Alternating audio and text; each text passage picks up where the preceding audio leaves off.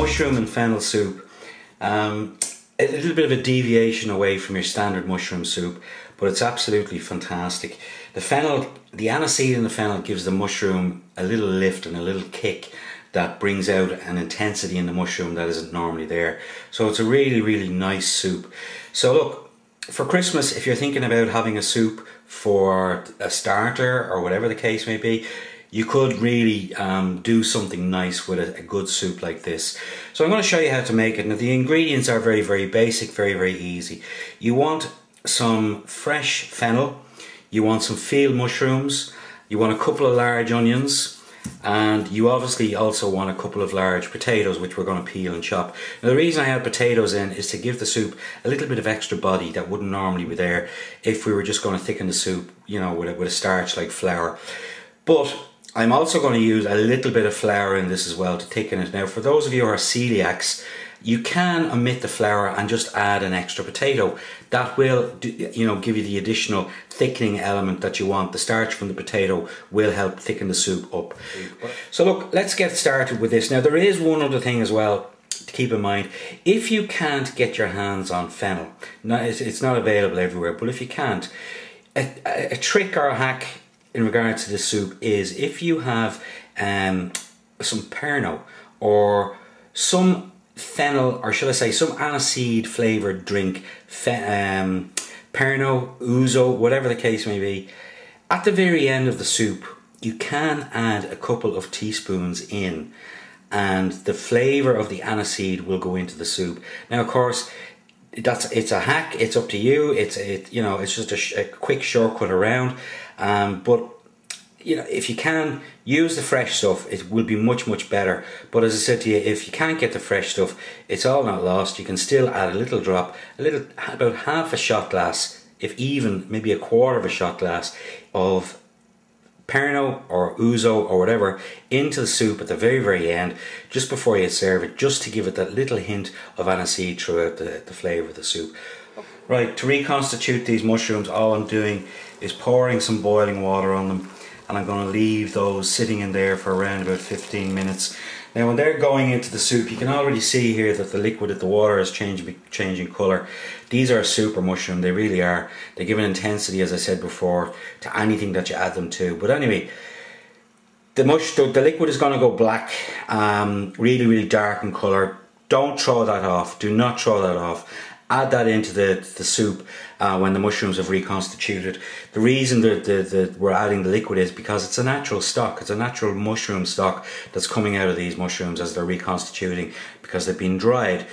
Just remember, as I said before, the finer you cut something / chop something, the more quickly it's going to cook. So I'm going to chop these up relatively fine. So how much do we need in regards to the mushrooms? Well, I have 10 large field mushrooms here, okay? Now that 10 mushrooms will feed 10 people. So what you're normally doing in regards to portioning out the soup is you allow one good sized large mushroom per person per bowl of soup. So keep in mind, if you've got 5 people, use 5 large mushrooms, 10 people, 10 large mushrooms, 20 people, so on and so forth. So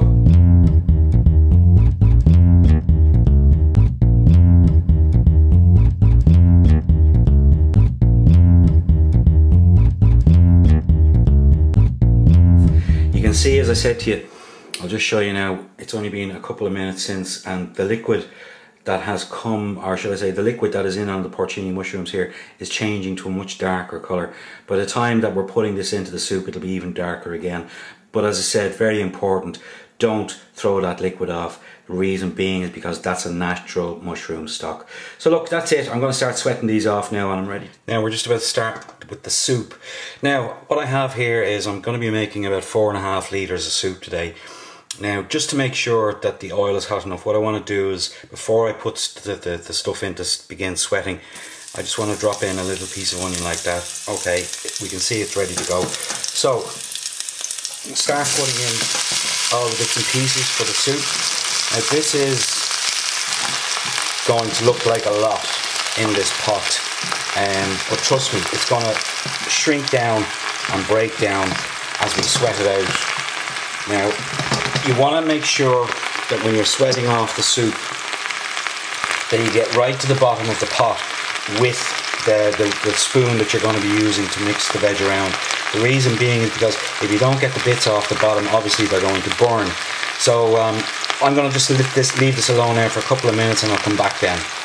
Now just give the pot a shake from time to time and get the spoon down to the bottom. As I said, the last thing you want to do is burn any of the items that may be on the bottom of the pot directly on the oil.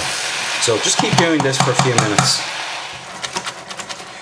Now you can see that the volume of mushroom that's in the pot has reduced by 50%, so it's right down now. So now at this stage what I want to do is I'm going to add in a little bit of seasoning.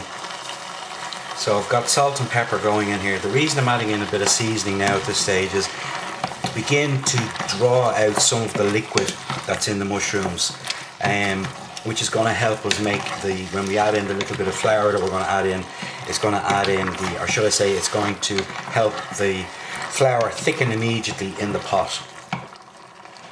Okay, just with that little bit of salt that I added in, you can actually see the liquid that is beginning to build up here in the bottom of the pot, if you can see that there. Let me see if I can show you. There you go. You can see that there. So anyway, that's the liquid that's coming out of the mushrooms. Now, that's exactly what I wanted to see. So the next step now is to add in the flour. Now I have about 100 grams of flour here that I'm adding in, and what I want to do is I'm just stirring it in like so, and we are as such making a roux within the pot with the liquid that's coming from the mushroom. So now also at this stage it is helpful to have a kettle of boiling water ready heated and ready to pour in, because we don't want to cook this on too much from this stage here on without adding in any liquid. So that's all my flour gone in there now, and you can see the way the flour has absorbed the liquid. Now next step is to add in the water. Now don't leave it too long before you add in the water. Now as I said to you, this is a kettle of boiling water that I have here, and I'm adding in around about, when we're finished all of this, I will have added in approximately 2.5 litres of water. And I'm also going to be adding in some chicken stock cubes as well. Now when I get to that stage I'll talk to you more about that. But when you do, don't just dump all the water in immediately either. What you want to do is add the water in stages and just stir the water in. You can see instantaneously how it's getting thick in the pot here. Now again, remember, if you're celiac, don't add the flour, just add extra potato, so you can thicken the soup with the potato starch naturally. But as I said, I'm just adding in a little bit of flour in addition to the potato. Now before I add the remaining water, what I want to do is add in the puccini mushrooms that we did. Now you can see here how dark that stock / water has become from leaving them. Now these have been sitting for around about 35 minutes now in this water. So at this stage I'm just going to add it in completely like that. So that's gone in now directly like that. Now, allow 1 chicken stock cube for 3/4 of a litre of water, okay? So 750 ml equals 1 chicken stock cube. And just crumble it directly into the soup like this. There's no need to worry about it, because it's going to break down anyway, and plus we're going to be finishing the soup by liquidizing it. So of course everything is going to get broken down and passed around once it's liquidized. But again, the stock cubes will break down. Now of course this is also depending on how salty your chicken stock cubes are. So if you've got if you're using a really salty cube, well then just cut back by, instead of adding 5 cubes in, add 4 cubes, and season it with salt and pepper near the end. So what I want to do is I want to bring the soup up to the boil.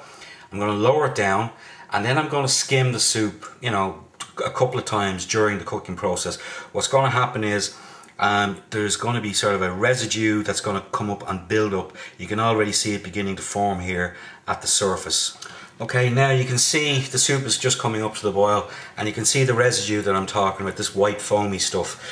So as I said to you, what I want to do is to use a ladle to push it out to the side. Now how you do that is make circular motions in the pot. You can see here that the way the residue has moved out to the sides, and then just get your ladle in just to remove the liquid like that. So come in around the sides of the soup where you've pushed out the foamy white foam, and again just remove it like that. You can see what I'm talking about here.